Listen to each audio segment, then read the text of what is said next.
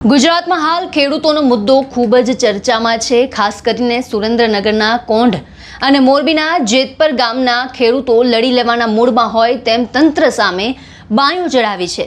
ત્યારે આ મુદ્દે વિપક્ષ પણ ખેડૂતોને પડખે આવ્યા છે અને ઠેર ઠેર ખેડૂતોના પક્ષમાં સભાઓ કરી રહ્યા છે। ત્યારે આવી જ એક સભાનું આયોજન કરાયું હતું જામનગરના મોટી બાણુગર ગામમાં, જ્યાં કોંગ્રેસના પાલભાઈ આંબલિયા અને જિગ્નેશ મેવાણીએ ખેડૂતોની વચ્ચે સભા કરી હતી। આગામી 15 તારીખે જ્યારે તમામ ખેડૂતો ગાંધીનગર તરફ કૂચ કરવાના છે, ત્યારે ખેડૂતોને સંબોધન કરતા જિગ્નેશ મેવાણીએ ભાજપ સરકારને આડે હાથ લીધી હતી। શું કહ્યું છે જિગ્નેશ મેવાણીએ, સાંભળો। 5-7 મિનિટથી વધારે સમય નહીં લઉં। પાલભાઈએ એમણે ગાવસ્કર જેવી વિગતે બેટિંગ કરી એટલે હું સહેવાગની જેમ પતાવી દઈશ।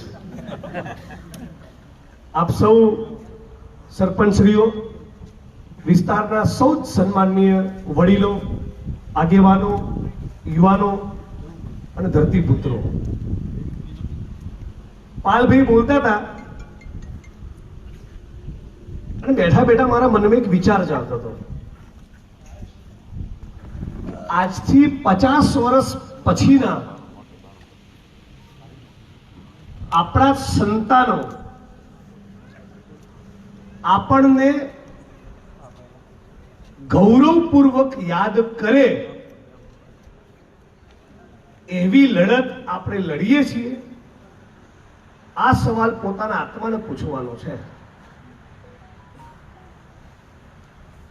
સ્ત્રીઓને મણિપુરમાં નગ્ન કરીને ફેરવી અને આ ભારત ભૂમિ, ગાંધી સરદારનું ગુજરાત, એક 100 જણાએ કે આવેદન પત્ર આપ્યું અને જો ના તો તમારા અને મારા પરિવારના સંતાનો આજથી 25 વર્ષે, 50 વર્ષે, 75 વર્ષે, 100 વર્ષે આપણો ઇતિહાસ વાંચીને આપણને વંદન કે સલામ કરશે। 690 ખેડૂતો દિલ્હીની સડકો પર આ સરકારની સામે જજુમતા મરી ગયા। 2 મર્યા, 5 મર્યા, 10 મર્યા, 50 મર્યા, 100, 200, 250, 400, 500, 600, 690। આ જામ સાહેબની ધરતીમાંથી એક 500 લોકોએ આવેદન પત્ર આપ્યું કે તમે શું કરી રહ્યા છો ખેડૂતો સાથે। આપ્યું કોઈ નીકળ્યું? ઉત્તર પ્રદેશમાં લખીમપુર ખીરીમાં ભાજપના એક મંત્રીના દીકરાએ આખી છાતી ઉપર ગાડી ચડાવી દીધી, ચકડીને કચડીને ચૂંથી નાખ્યો, મારી નાખ્યો ખેડૂતને। શું રિએક્શન આપણે આપ્યું? આપણે કોઈ પ્રતિક્રિયા? આપણે ક્યાં હાઈવે પર ચક્કાજામ કર્યો? કોઈ ટ્રેન રોકી? કોઈ રસ્તા રોક્યા? 72 કલાકના ઉપવાસ ઉપર બેઠા? એ નહીં, 100 જણા આવેદન પત્ર આપવા ગયા કે અમારા જેવા ખેડૂત છે પણ આ નરેન્દ્ર મોદી અને એની સરકાર શું કરી રહી છે? આવો કોઈ સવાલ આપણે પૂછતા નથી। પછી અદાણીના થાંભલા તો આવવાના ભાઈ। મંદસૌરમાં તો ગોળીઓ મારી, મધ્યપ્રદેશમાં રીતસર બુલેટ મારી, આપણી કોઈ પ્રતિક્રિયા નહીં। તો ધારો કે આમ કોઈ ઓસ્ટ્રેલિયાનો માણસ અહીંયા આવે, કોઈ અમેરિકાનો માણસ અહીંયા આવે, કોઈ ચાઇનાનો માણસ અહીંયા એવું કે હે તમે ભગતસિંહના દેશના છો, આપણે શું જવાબ આપીએ? એમ તમે સરદાર પટેલના ગુજરાતના છો એમ, તો આપણે શું જવાબ આપીએ? દાંત જ કાઢીએ ને। કેટલા બહાદુર ને વીર પુરુષો છે નહીં આપણે? થોડું ચચરેવું બોલું છું, વાંધો નહીં?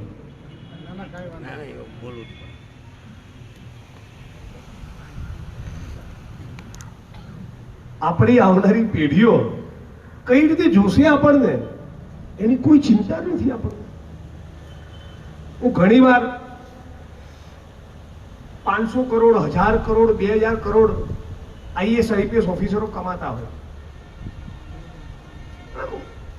ઘણીવાર એવું મન થાય, હું ઈચ્છું છું આ 2000 કરોડ કમાનારા આઈએસ આઈપીએસ ના ઘરમાં એક નોન કરપ્ટ શુદ્ધ પ્રમાણિક દીકરી પેદા થવી જોઈએ, અને એ મોટી થઈને એના બાપને કે આ ગુજરાતને લૂંટીને 2000 કરોડ કમાયા, મને દીકરી તરીકે શરમ આવે છે તમારી ઉપર, મને દીકરા તરીકે શરમ આવે છે તમારી ઉપર. કાશ એક એવી પેઢી તૈયાર થાય.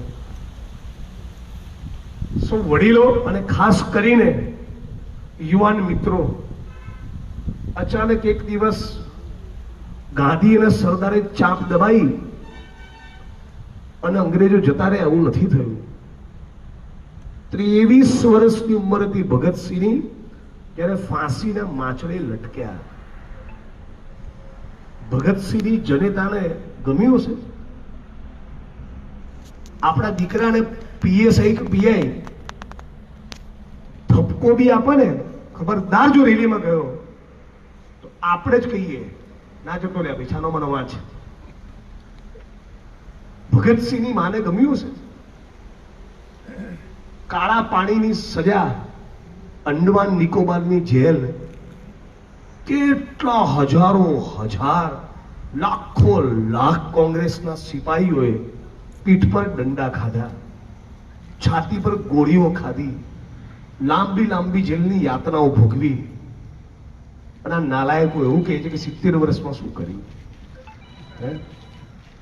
પંડિત જવાહરલાલ નહેરુ 11.5 વર્ષ આ દેશ માટે જેલમાં હતા. 11 કલાક જે જેલમાં નથી રહ્યા એ નહેરુજીને સવાલ પૂછે છે. મૌલાના આઝાદ ભારતના પહેલા શિક્ષા મંત્રી 9.5 વર્ષ જેલમાં રહ્યા છે. આ દેશમાં આપણે અહીં બેઠા છીએ, આમાંથી આંદોલન કરતા કરતા 100 દિવસ જેલમાં રહેવું કોઈ છે?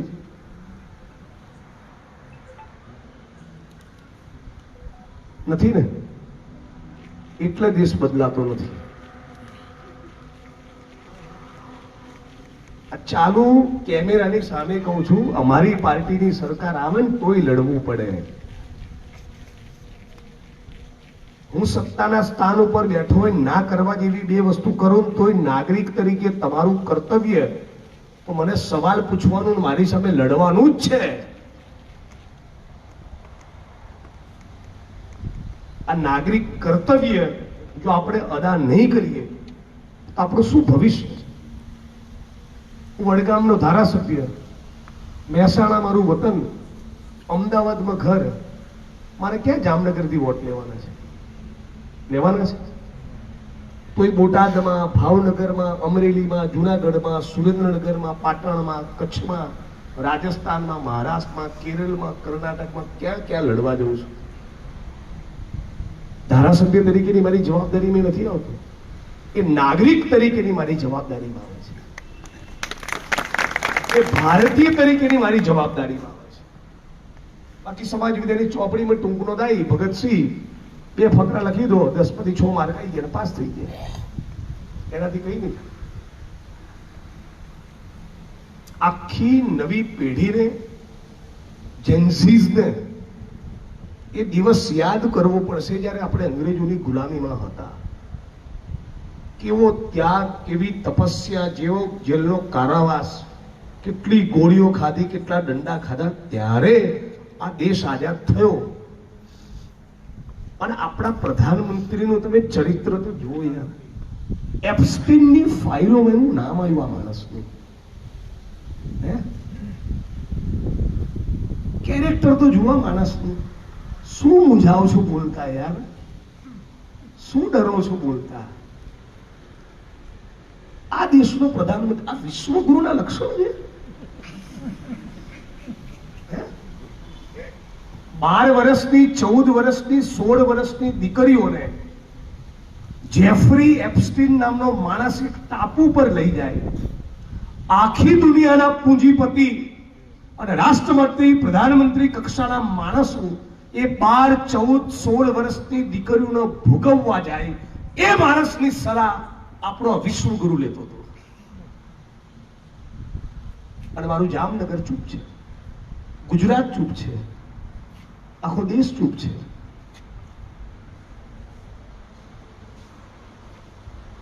અને પછી તમારા ને મારા કરતા વધારે પાવરથી ભારત માતા કી જયનો નારો લગાવશે લાલ કિલ્લાની પ્રાચીર પર. વાહ નરેન્દ્ર વાહ. આમ જરા વધારે પડતું દેશમાં થઈ રહ્યું નહીં લાગતું? જરા વધારે પડતી જ આ લોકોને ચરબી કૂદે છે એવું નહીં લાગતું? જરા દાદાગીરી, તાનાશાહી જરા વધારે ફાટે આવું એવું લાગે છે ને? લાગે છે કે નહીં? એમના પક્ષના હોદ્દેદારો, કાર્યકર્તાઓ, એમને 25 વર્ષથી વોટ આપનારા પણ હવે તો આવું બોલતા થયા. કેમ એક લીટી છાપામાં એપ્સ્ટીન ફાઇલ વિશે કેમ નથી આપતું? અને વચ્ચે સોશિયલ મીડિયામાં બહુ વિડીયો આવ્યા એ દીકરીઓને મારીને ટુકડા કરીને ખાધ્યા છે, એવી પણ એક વાત છે. એ બધા વિડીયો ક્યાં ગાયબ થઈ ગયા? તમે વિચાર કર્યો? આટલી બધી ચેનલો, દુનિયાની ચેનલો, એક અડધો કલાકનો એપિસોડ કેમ નહીં બનાવ્યો? કેમ બતાવો?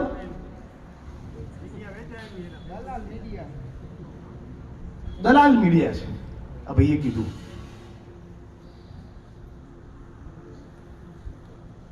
મીડિયાનું કામ સત્તાને સવાલ પૂછવાનું છે, એની ચાપલુસી કરવાનું નથી. આ તો સવાલ પંડિત જવાહરલાલ નહેરુને પૂછે છે.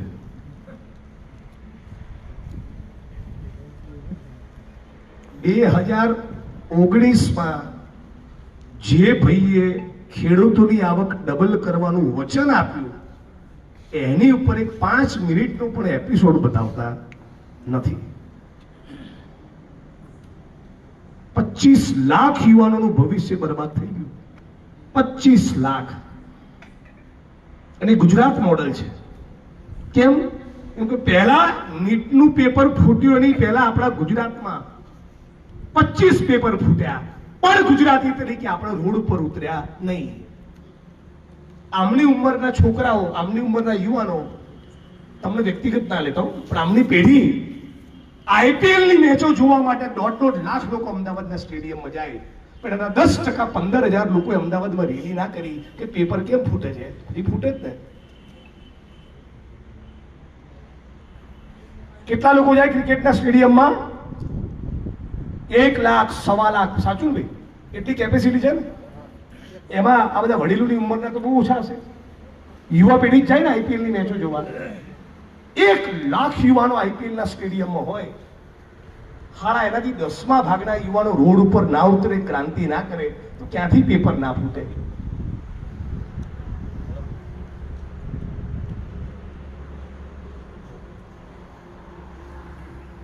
નકલી જેલ, નકલી કચેરી, નકલી સિંચાઈ વિભાગ, માતાજીના મંદિરનો પ્રસાદ નકલી, નકલી ટોલ નાકો, નકલી મેડિકલ કોલેજ, નકલી PSI, નકલી DYSP, નકલી SP, મુખ્યમંત્રી કાર્યાલયનો એક કર્મચારી નકલી, પ્રધાનમંત્રી કાર્યાલયનો કર્મચારી નકલી. આવું 70 વર્ષમાં ક્યાંય જોયું હતું? આટલું ધુપ્પલ આવું જગતના કોઈ ખૂણામ નથી હો. જગત કહું છું, ભારતના ઇતિહાસમાં તો નહીં જ, પણ તોય પેલો ભાઈ કે હું મારો વિશ્વગુરુ છું, સમજણ નહીં પડતી મન તો. કઈ બાબતના ભાઈ વિશ્વગુરુ છે?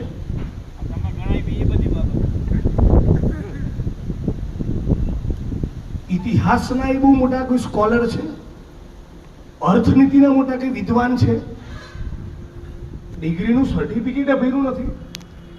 એક સોગંદનામામાં જુદું કે ચૂંટણીના, બીજા સોગંદનામામાં ધરાર જુઠ્ઠું કે. नाली के गैस से चाय बनाता हूं। आ टेक्नोलॉजी आखी मानव सभ्यता में कोई जोड़े नहीं जोड़े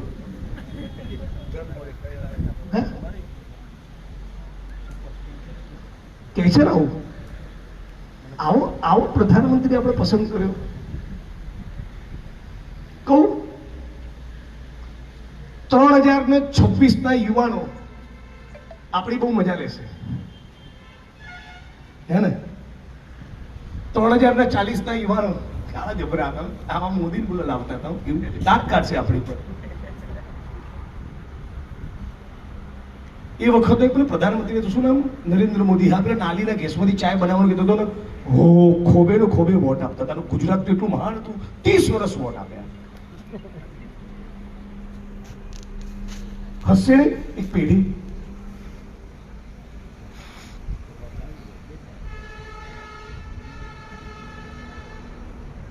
મેઘાલય ભારતીય જનતા પાર્ટીના ઉપાધ્યક્ષ એનું નામ બર્નાર્ડ ગૂગલ કરજો એની બધી વિગતો બહાર આવશે એને ત્યાં રેડ પડી વડીલ શું કરતા ઝડપાયા ખબર છે ભારત માતા કી જય બોલનારા પ્રભુ શ્રી રામના ભક્ત મિસ્ટર બર્નાર્ડ મેઘાલય ભારતીય જનતા પાર્ટીના પ્રદેશના ઉપાધ્યક્ષ એના ફાર્મ હાઉસમાં રેડ પડી તો પોલીસના મિત્રોને 18 વર્ષથી નાની ઉંમરની 6 દીકરીઓ મળી નેતાઓને પધરાવી દીધા હતા આવો મારા ફાર્મ હાઉસ પર અને 18 વર્ષથી નાની ઉંમરની દીકરી જોડે મજા કરો ગુસ્સો આવે છે કે આપણું ધમની ને શીરાનું લોહી સુકાઈ ગયું છે આવે છે ગુસ્સો જરા સુકાઈ ગયું છે લોહી હે આપણા ઘરોમાં બી છે ને બેન દીકરીઓ માતાઓ છે કે નથી આ નીચોનો વોટ આપીએ છીએ આપણે આ ભારત ભૂમિના આ માટીના ગદ્દારોને આપણે વોટ આપીએ છીએ કે આપણામાં શરમ લાજ જેવું બચ્યું છે કે નહીં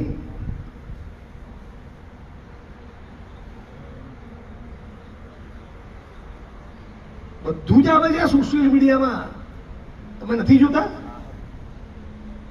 સાવ અંધારું થઈ ગયું છે આપણા મગજો ગુજરાતીઓને બેલ મારી ગયા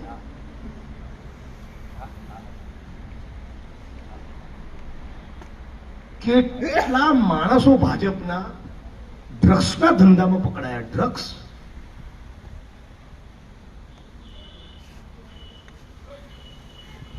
હું 2004 થી 2008 મુંબઈમાં પત્રકાર હતો પત્રકારત્વ જ્યારે કરતો એ દિવસોમાં મારે ગુજરાતના ડ્રગ્સની પરિસ્થિતિ વિશે કોઈ દાડો લખવું પડ્યું હોય એવો પ્રસંગ નથી આવ્યો ત્યારે આવી બબાલ નથી મુંબઈથી પાછો આવ્યો ને 2008 પછી ખેડૂતોના પ્રશ્નો ઉપર વંચિતોના પ્રશ્નો ઉપર લડતો થયો 8 થી 2012 એ 4-5 વર્ષ એ વખતે મારે ડ્રગ્સના મુદ્દે ગુજરાત સરકારની સામે કોઈ ધરણા કરવા પડ્યા હોય એવો પણ પ્રસંગ મને યાદ નથી એના પછી 2012-13 વકીલ થયો તો વકીલ તરીકે ડ્રગ્સના મુદ્દે મારા કોર્ટમાં હાઈકોર્ટમાં કોઈ પિટિશન દાખલ કરવી પડી હોય એવો પ્રસંગ નથી છેલ્લા 5 થી 7 વર્ષમાં ખાલી ગુજરાતના દરિયાકાંઠે તમે અને હું જે અત્યારે બેઠા છીએ આ દરિયાકાંઠા પર કેટલું ખબર છે ડ્રગ્સ 72,000 કરોડ કેટલું ડ્રગ્સ આવ્યું વડીલ 720 કરોડનું ડ્રગ્સ ગુજરાતમાં ઘૂસે તો કેવું મોત આવે 720 કરોડ નહીં 7,200 કરોડ નહીં 72,000 કરોડનું ડ્રગ્સ આવ્યું બોલો જય શ્રી રામ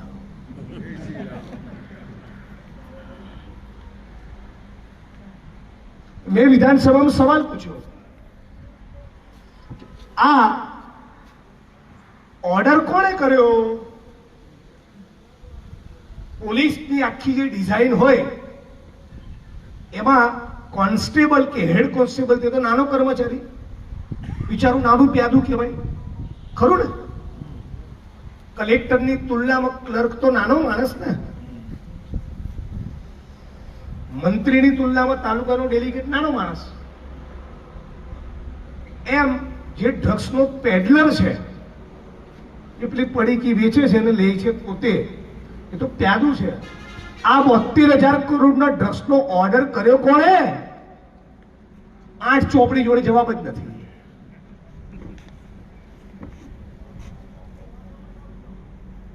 તમારો ને મારો હોલસેલનો ધંધો હોય અને હું એવું કહું, આપણે વર્ષોથી 25 વર્ષનો સંબંધ હોય, હું તમને એવું કહું કે કામ કરો ને 10 લાખનો સામાન કાલ મૂકી જાઓ, 2-4 મહિને પૈસા આપીશ, તો 20-25 વર્ષનો સંબંધ હોય અને જનરલી 1,00,000-1.5 લાખનો સામાન લઈ જતો હોય તો કે જિગ્નેશભાઈ બધું જોવું ના પડે, 10 લાખનો સામાન મૂકી જાવ. હું એવું કહું 340 કરોડનો મૂકી જાવ તો તાવ આવી જાય ને. તો જે માણસ 72,000 કરોડનું ડ્રગ્સ લઈને આવ્યો અને જેણે ડ્રગ્સ મંગાવ્યું, જેણે ઓર્ડર કર્યો, એને કંઈક તો પેમેન્ટ કર્યું હોય ને. એ કોણે પેમેન્ટ કર્યું? હવાલો પાડ્યો, ચેક આપ્યો, કેશ આપ્યો, શું કર્યું? કોઈ જવાબ જ નથી.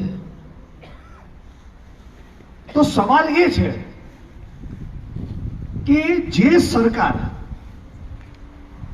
તમારા દીકરાઓની ધમની અને શીરામાં ચરસ ઘુસેડા છે, ગાંજો ઘુસેડે છે, દારૂ ઘુસેડે છે, ડ્રગ્સ ઘુસેડે છે, એ તમને ખેડૂતોને ટેકાના ભાવ આપે? એ તમારો વિકાસ કરે? 2+2=4 જેવી વસ્તુ છે ને. જેના હૃદયમાં હિત હોય, જનતાનું, સામાન્ય નાગરિકોનું, ગુજરાતનું, દેશનું, એ ડ્રગ્સનો કારોબાર ફેલવા દે. અને 150 ચૂંટીને આયા, એક માણસ બોલે છે મારા સિવાય દારૂ ડ્રગ્સ વિશે? એક બતાવો. 150 માંથી એક બોલે છે? કેમ નથી બોલતા? શું સેટિંગ છે? શું ગણિત છે? એમાંથી ટકાવારીઓ નક્કી થયેલી છે.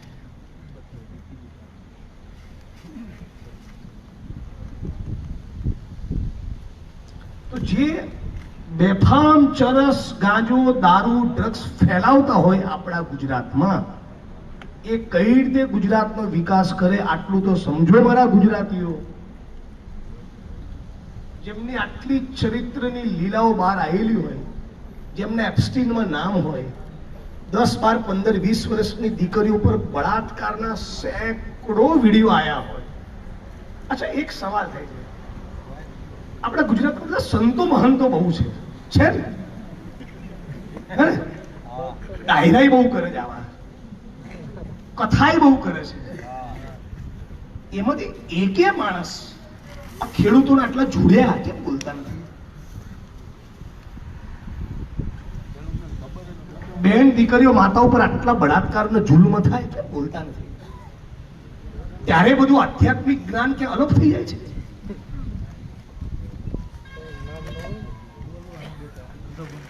જબરા કારીગરો છે ને એ લોકો બી BMW માં ફરવાનું, મર્સિડીઝમાં ફરવાનું, 50 સેવકો હોય, શ્રમ નહીં કરવાનું, કાળી મજૂરી નહીં કરવાનું, કશું પેદા નહીં કરવાનું, કશું ઉત્પાદન નહીં કરવાનું, અને જ્ઞાન પીરસવાનું. મસ્ત નથી કામ? અદભુત ધંધો છે ને. આમને થોડા ઓળખવાની જરૂર ખરી કે નહીં? પાખંડી આવ્યો તો હમણાં, મેં વિડીયો બનાવ્યો તો, જોયો તો?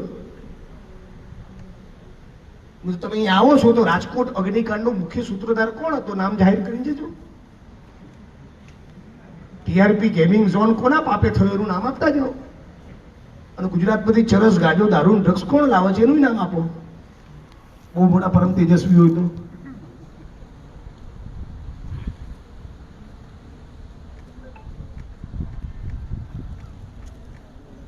આવું બોલું પછી મને આસામની જેલમાં નાખે જ ને. ખબર છે ને મને આસામની જેલમાં નાખે તો? કેટલાને ખબર છે?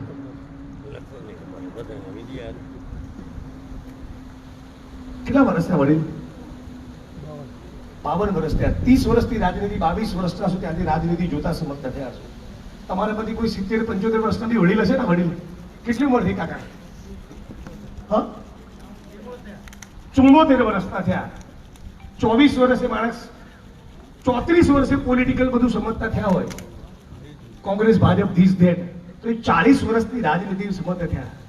ગુજરાતના કોઈ નેતાને બીજા રાજ્યની જેલમાં નાખ્યો એવું જોયું કોઈ દાડો? મારા માટે કેમ આટલો પ્રેમ હશે?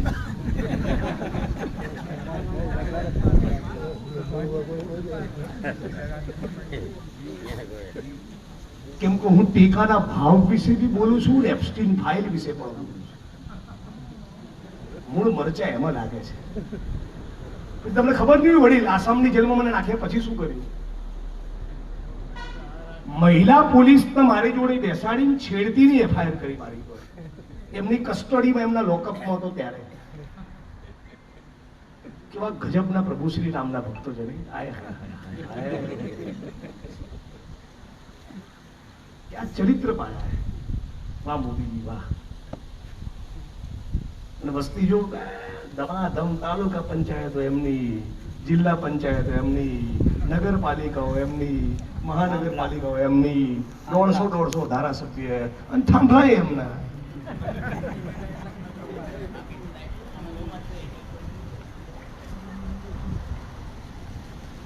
એક અધિકારી મિત્ર છે, નોટબોર્ડ છાપે છે. એક દાડો બેઠા હતા, મારાથી બહુ વકળાય, મને ખબર કે છે લડવૈયો. એક દિવસ બેઠા હતા, સાદું ગણિત ગણીએ. તમે 50 કરોડ બનાવ્યા હોય અને કોઈક રીતે એના વાઇટમાં ફેરવી દો, અંડમ સંડમ ફંડમ કરીને, મહિને 35 લાખ રૂપિયા વ્યાજ આવે. રોજ 1 લાખ વાપરી શકો. આખો એક મહિનો તમે એડવાન્સમાં બુકિંગ કરાવી દો તો 5 સ્ટારનો રૂમ તમને 5000માં પડે. અને તમારી પત્ની બાળકો માટે બીજો 5000નો રૂમ રાખો તો 10000. બધા થઈને 10000 નું ખાવાનું ખાઓ, કોઈ 20000. રોજ 20000 નું શોપિંગ કરો, બજારમાંથી ખરીદી કરો તો 40000. રોજ 10000 નું પેટ્રોલ ડીઝલ ભાડો તો 50000. એટલે 50 કરોડની મૂડી અકબંધ રહેતા વ્યાજના અડધા રૂપિયા વાપરી ના શકો. આ ગૌતમ અદાણી 7.5 લાખ કરોડ નું શું કરશે યાર? હે શું કરશે આ લોકો? શેની ભૂખ છે? 7.5 લાખ કરોડ નો માણસ છે મુકેશ અંબાણી. 7.5 લાખ કરોડ નો માણસ છે ગૌતમ અદાણી. તોય કે ના, ખેડૂતોની પદ્ધર તો ઠોકવું જ. હજી ધરાયો નથી. ગાંધીજીએ કીધેલું એક વાક્ય, આ દુનિયામાં મનુષ્યની જરૂરિયાત સંતોષાય એટલું છે, એની લાલચ સંતોષાય એટલું નથી. જરૂરિયાત સંતોષાય એટલું આ જગતમાં ઉપલબ્ધ છે, પણ પછી ઉદયપુરમાં પેલી તરતી હોટલમાં એક નાઇટના 1.5 લાખનો રૂમ લેવો હોય તો પછી આપણા ખેતરમાં આપણી મરજીની વિરુદ્ધ થાંભલા નાખવા પડે. બાકી હું 8 વર્ષથી સર્કિટ હાઉસમાં રહું છું. અટેચ ટોયલેટ બાથરૂમ હોય, એક રૂમ હોય અને 2 અરજદારોને બેસવા માટેના સોફા હોય. મોજ છે, મજા આવે છે. મારું એમએલએ ક્વાર્ટરે જનતા માટે ખુલ્લું કરી દીધું છે. આખા ગુજરાતના કોઈ પણ વ્યક્તિને કોઈ પણ ખૂણેથી આવવું હોય, મારું એમએલએ ક્વાર્ટર ખુલ્લું 24 કલાક. આ 7.5 લાખ કરોડ વાળા કરશે શું? ભાઈ ઈ કરે ઈ આપણા ખેતરનું થાય હું ઈ કયો. તો ગુજરાતી તરીકે, ભારતીય તરીકે આ પૂંજીપતિઓ, આ લૂંટેરાઓ, આ ઉદ્યોગપતિઓ, આ કોર્પોરેટ કંપનીઓની સામે અખિલ ગુજરાતે, અખિલ ભારતે એક થવાની જરૂરિયાત ખરી કે નહીં? હમણાં મોદી સાહેબ અને ભાજપ વડે કેમ્પેન લોન્ચ કરી, એક પેડ માં કે નામ, અને અઠવાડિયા પછી બીજી કેમ્પેન લોન્ચ કરી. શું ખબર છે? 75,000 કરોડનો પ્રોજેક્ટ અંડમાન નિકોબારના ટાપુ પર લાયા છે. 1.5 કરોડ ઝાડ સાફ કરવાના છે. કોના માટે? કેટલા? 1.5 કરોડ. બધા બોલો, પહેલી લાઈન છેલ્લી લાઈન બધા. કેટલા ઝાડ ઉખાડવાના છે? 1.5 કરોડ. કોના માટે? અદાણી માટે છે ને સત્યાનાશ. તો હવે તો આમનાથી ધરાવ, હવે તો તાકાત સાથે 15મીએ ગાંધીનગર આવો, હવે તો થોડા ખેડૂતોની એકતાનો પરચમ લહેરાવો, હવે તો કહો કે એક જ ધૂન 15 જૂન.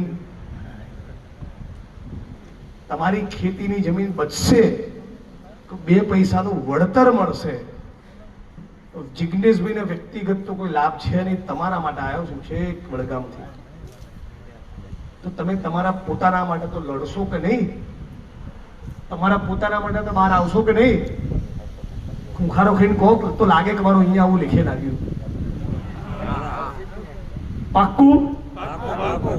15 તારીખે મળીએ છીએ ને તાકાત સાથે. એ પછી બી ના કાઢે તો ઓર લડવાની તૈયારી અમારી છે. તમે કલેક્ટર હોય, એસપી હોય, મંત્રી હોય, તમે કહી દો મારા ખેતરમાં મારી મરજીની વિરુદ્ધ થાંભલો નાખવા નહીં દઉં. આવું તો હે બધાને આવવા દેશે ને ઓલા જાહેરાતમાં જાગરવા નહીં જવા દે. આપણા નોકરોથી ડરવાનું? અહીં જાહેરાત કરી દો. એસપી કોણ? આપણો શું થાય? એસપી એસપી શું થાય? આપણો કલેક્ટર શું થાય? માલિક નોકરથી ડરે? હટ! મારા વિચાર વિડીયો જોઈને આવજો, પાવર આવી જશે. ગ્લુકોઝનો બાટલો છોડાય ને એવું થઈ જશે તમને. બરાબર ઠોકું છું ને? હા, બરાબર. હવે તમે મને કહો, આ પ્રેમની ભાષા સમજ્યા દિયોરો? આમને ગચકાવું નહીં તો ગાંઠે, અને આ લોકોને ગચકાવું નહીં તો બંધ કરે અડ્ડા દારૂના. પ્રેમની ભાષા સમજે એવા છે. લડશો નહીં તો દબાવશે. ડરો મત. રાહુલજીનો નારો છે, ડરવાનું નહીં, ખોટું કરવાનું નહીં, કોઈના બાપનું ચલાવવાનું નહીં. મારો કોઈ પેટ્રોલ પંપ નથી, ગેસની એજન્સી નથી, ખાણ ખનીજની લીઝે નથી, એને નહીં કરાવતો. એટલે એબ્સ્ટેન ફાઇલ ઉપર બોલી શકું છું. હા, આસામનો આટો ખાવો પડે કોક દાડો, પણ મરવું નથી ને સ્વર્ગે જવું જેવું તો ના થાય ને. આપ બધા સમજદાર છો. હું વિગતે વાત કરી, મજા આવી તમને મળવાની. અને ફરી ક્યારેક ફરી મારો વિચાર એવો છે, જામનગરમાં સર્વ સમાજના લોકો માટે એક લોક દરબારનું આયોજન કરીએ. હું પાલભી પાછા ફરી આવીશું. અત્યારે તો આપણે ખાલી જરા વિચારનું આદાન પ્રદાન કર્યું અને 15મીની તૈયારી કરી. પણ તમારા ગામમાં કોઈને 100 ચોરસ વર્ષનો પ્રશ્ન હોય, કોઈકના આવાસ યોજનાનો પ્રશ્ન હોય, કોઈ વિધવા બહેનનો પ્રશ્ન હોય, રાશનનો પ્રશ્ન હોય, યુવાનોનો કોઈ શિક્ષણ આરોગ્યનો કોઈ પ્રશ્ન હોય, એ બધા જ પ્રશ્નોની વિગતવાર વાત તમે મારી સમક્ષ કરી શકો. અરજીઓ લઈને આવી શકો. 2 દિવસ રોકાવું, 1 દિવસ બધી અરજીઓ તમારી સ્વીકારું, રાત્રે એનો સ્ટડી કરું, અને પછી બીજા દિવસે મામલતદાર, પ્રાંત અધિકારી, કલેક્ટર, એસપી, જીઈબી, પાણી પુરવઠા લાગુ પડતા વિભાગોમાં જઈએ, અને જે 25, 50, 100 અરજીઓ આવી હોય એમાંથી 5 લોકોના કામ થાય તો મને લાગે કે મારું ધારાસભ્ય થવું લેખે. આવા વિચારના આવી લાગણી સાથે ફરી એકવાર આવીશ. પણ આજે તમામ લોકોને હાથ જોડીને વિનંતી છે કે જરા થોડીક તાકાત આપણે બધા સાથે મળીને બતાવીશું તો ગાંધીનગરમાં એક મેસેજ જશે. જે પ્રમાણે આપણી બહેનો, દીકરીઓ, માતાઓને દંડા માર્યા, પોચી પકડી, ઢસડ્યા, એના વિડીયો આખા ગુજરાતે જોયા છે. અને આમનું જે દમન અને દાદાગીરી છે એનાથી લોકો, ગુજરાતના લોકો થાકી તો ગયા છે. મને લાગે છે કે ગુજરાતમાં અને દેશમાં ગમે ત્યારે એક આમ ક્રાંતિ થાય એવું છે, ઉકળતો ચરુ છે. બરાબર? એટલે યુવાનો, ખેડૂતો બધા સાથે મળીને લડીએ અને 15 તારીખે તાકાતવાળી એક મજબૂત સરસ રેલી કરીએ, આપણી એકતા આપણે ગાંધીનગરમાં બતાવીએ. એટલા એવી વિચાર, એવી વાત તમારી સાથે મૂકીને મારી વાણીને વિરામ આપું છું. આપ તમામ લોકોનો ખૂબ ખૂબ આભાર, ધન્યવાદ. મારી સાથે એક નારો છેલ્લી વાર લગાવજો. એક જ ધૂન, એક જ ધૂન, જય જવાન, જય કિસાન, જય જવાન, જય કિસાન.